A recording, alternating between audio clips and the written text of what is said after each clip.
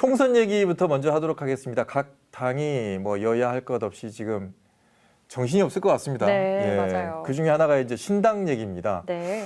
신당 얘기가 나오면서 또 나왔습니다. 친이낙연계 인사들이 민주주의 실천 행동 이거를 온라인으로 이제 플랫폼 신당을 한번 창당하겠다 이런 얘기가 나왔습니다. 예전하고 많이 달라졌어요. 옛날에는 사람들 오프라인에서 다 모여서 했는데 일단 온라인으로 사람 세를 한번 귀 앞에 보고 네. 나서 결정을 하네요. 어떻습니까? 네, 요즘에 그 이낙연 전 대표님 굉장히 핫하신 것 같은데요. 네. 연관성이 크게 있다고 추측되고 있는 이 민주주의 실천 행동 관련해서 움직임이 빨라지고 있습니다. 네. 말씀하셨던 것처럼 온라인을 중심으로 활동력이 굉장히 높아지고 있는데요. 네. 저도 한번 궁금해서 네이버 카페 들어가 봤더니 벌써 그 회원 가입이 2,000명 이상을 넘었고 그리고 사실상 이 모임이 어떤 모임이냐 궁금해하시는 분들이 많은데 네. 다양한 이제 토론회나 관련 자료들을 살펴보니까 사실상 상식과 민주주의 무엇보다 제대로 된 정치의 복원을 위해서 창당을 준비하는 예비 정당이다라고 밝히셨어요. 네네. 그래서 사실상 이제 당을 새롭게 준비하는 정치 결사체로서의 형태 이미 확인되고 있다고 봐야 할 것 같고요. 네.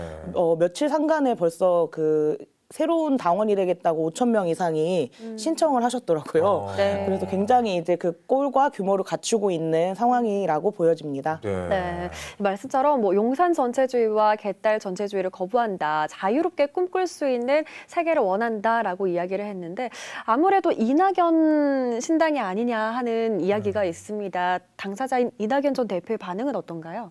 그 요즘 며칠 상간에 이낙연 전 대표님께서 굉장히 강한 발언들을 쏟고 계세요. 오늘만 하더라도 제1야당인 민주당을 향해서 제1야당인 민주당이 오랫동안 지켜온 가치와 품격을 잃었다라고 직격을 하시면서요.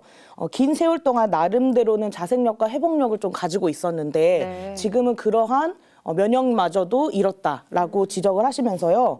면역 체계가 무너지면 질병을 막지 못하고 죽어갈 수밖에 없다라고 하시면서 사실상 그 민주당과 이재명 대표의 팬덤 정치에 대한 강력한 비판을 이어가시면서 네. 실질적인 이 조직과의 연계성도 높여가시는 방향으로 보여지고 있습니다. 네. 정부와 여당에 대한 비판도 혹시 있었을까 싶네요. 아, 네. 윤석열 대통령뿐만 아니라 집권 여당에 대한 비판들까지도 뭐랄까요? PR을 구분하지 않고 다 비판을 하시면서 네. 그 책임 있는 역할을 회피하지 않겠다라고 하는 묵직한 발언까지도 이어주셨습니다. 네. 우리가 신당이라고 이제 뭐 표현을 합니다만은 많은 분들이 이제 제3지대에서 연합할 수 있는 네네. 어떤 세력들이 나올 것이다 예상을 했었죠. 그러다 보니까 이제 또 민주당에서도 비명계가 또 나왔습니다. 그 전에 원칙과 상식이 출범하면서 민주당에서도 이제 제3지대 세력이 또 나오는 거 아니냐. 네. 이대로 가다 보면은 민주당이 그러면 분열되는 거 아니냐 이렇게 예측하시는 분들도 있었어요. 어떻습니까? 그렇게만 따지면 민주당은 지금 수백 번 분열되고도 남았어야 하는데요. 최근에 나오고 있는 제3지대나 민주당의 혁신을 바라는 모임의 이름을 다 기억하기도 어려울 만큼 다양한 분들의 비판적인 발언과 또 정치의 혁신을 바라는 요구들이 이어지고 있습니다. 말씀하셨던 원칙과 상식은 주로 김종민, 조홍천, 이원욱 의원과 같은 분들이 활동하고 있는데요. 네. 이 원칙과 상식은 민주당 이재명 대표와 민주당에게 지금 논의되고 있는 선거법에 대해서 병립형으로의 회기를 해서는 안 된다라고 강력하게 주장하시면서 민주당의 제대로 된 변화와 혁신을 촉구하고 있는 그룹입니다. 지금까지는 전부 다 민주당 안에서 활동하시면서 민주당의 혁신을 강력히 요구하는 방식으로 활동하고 계십니다. 네. 선거제 얘기가 방금 나왔는데 그 얘기를 잠깐 하고 갈까요? 그러면은 일단 선거제 형식 중에 병립형과 연동형이 얘기가 나오고 있습니다. 이거를 간단하게 좀 설명을 좀 해주십시오. 사실 제도가 이렇게 복잡하게 설계된 건 국민들에게 좋지 않은데요. 병립형은 이번 국회의원 말고 지난번 국회의원을 뽑을 때 우리가 전체 300명의 국회의원 중에서 47명은 비례대표 제도로 선출하고 나머지는 지역구 선거로 선출합니다. 그중에서 이제 47석의 비례대표 선거에 대해서 각 정당이 받은 득표를 그대로 연결하지 않고 이제 47석에 한해서만 정당 득표를 적용하는 방식입니다. 그렇게 되면 각 정당들 입장에서는 특히 정의당과 같은 작은 정당 입장에서는 국민들이 보내주신 그 지지만큼 의석이 배분되기를 원하는데 47석에 대해서만 정당 지지를 적용하기 때문에 굉장히 적은 의석으로 배분된다라고 하는 단점이 있고요.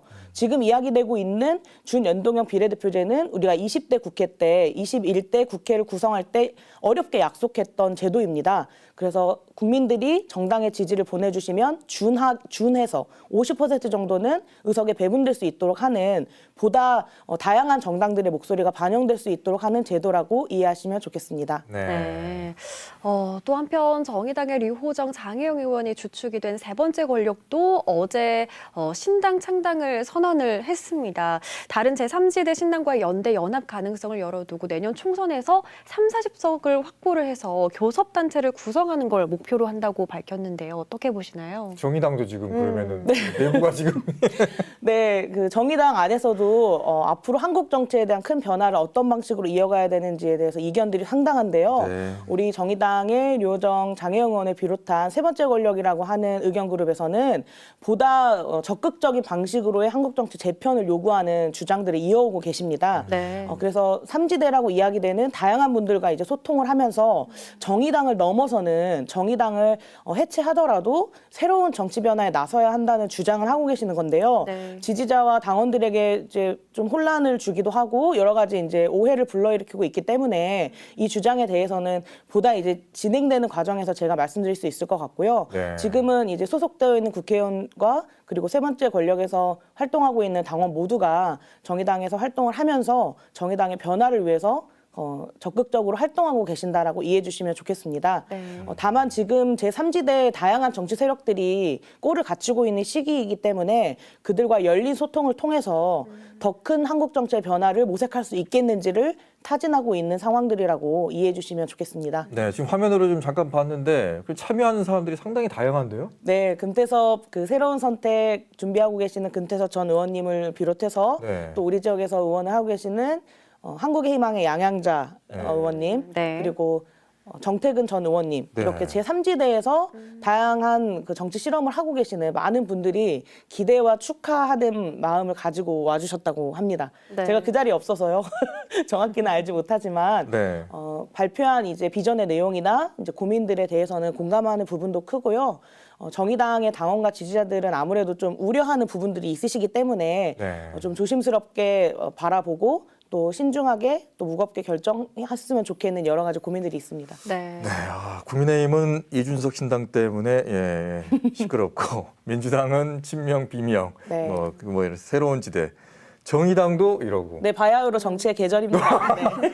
정의당 같은 경우는 그러면 비대위 지금 김준우 위원장 지금 체제로 바뀌었는데 고민이 많으시겠어요. 네, 핵심적으로는 김준우 비대위원장은 그동안 민주화를 위한 변호사 모임이나 정치개혁 공동행동 등을 통해서 우리 사회에 보다 나은 정치 제도 개혁을 위해서 노력해왔던 인사입니다. 그런 만큼 또 정의당 비상대책위원장으로 활동하시면서 정의당이 지금 같은 상황에서 보다 책임지는 정치를 구현하기 위해서라도 다양한 세력들과 함께 선거연합의 방식으로 시민들의 신뢰와 지지를 회복해야 한다는 입장을 가지고 계시고요. 그 일환으로 저희가 기후위기에 대응하는 불평등과 차별에 맞서는 가장 강력한 정치를 구현하기 위한 방안으로서의 기후 녹색 진영과의 선거연합을 적극적으로 추진하고 있는 과정입니다. 네. 네. 또 선거연합 정당 성공을 위해서 비례명부 상위 순번을 과감히 포기할 각오까지 하고 있다고 하셨죠. 네, 굉장히 놀라셨던 분들이 많다고 연락을 받고 있습니다. 네. 사실 정의당을 포함해서 진보 정치는 그동안 당의 이름이나 꼴을 달리 해왔지만 그래도 많은 국민들의 지지를 변함없이 받아왔습니다. 그래서 정의당의 비례대표 국회의원들은 적어도 한 자릿수이긴 하지만 당선을 해왔는데요. 특히나 1번과 2번은 당선 가능성이 가장 확실시되는 의석 번호이기 때문에 정의당 입장에서는 비례대표 국회의원으로 입성할 가능성이 가장 높은 최우선 번호인 1번과 2번을 우리 정치를 더욱더 강하게 만들 수 있는 그런 연합에서 선거연합에 함께할 수 있는 분들과 나누기 위해서 네. 1번, 2번이라고 하는 정의당의 기득권을 내려놓겠다라는 발표를 드렸습니다. 네, 기득권을 내려놓으면서까지도 새로운 정치에 대한 어떤 네. 갈망 이런 것들은 이제 생각하고 계시는 거네요. 네. 총선을 앞두고 여러 가지 시도들이 많습니다. 네. 그만큼 또 정치의 계절이 돌아왔는데 계속해서 또 국민들이 지켜봐야 될 것 같고요. 또 하나 지켜봐야 될 것은 민영화 관련 얘기를 좀 해보도록 하겠습니다. 특히나 이제 방송의 민영화는 상당히 섬세하게 접근을 해야 되는 문제인데 이번에 YTN 지분 구조 바뀌는 거 보니까 너무나 전격적으로 바뀌어버리고 여기에 연합뉴스 TV까지 간다고 하니까 이러다가 정말로 방송이 민영화 돼버리는 거 아니냐.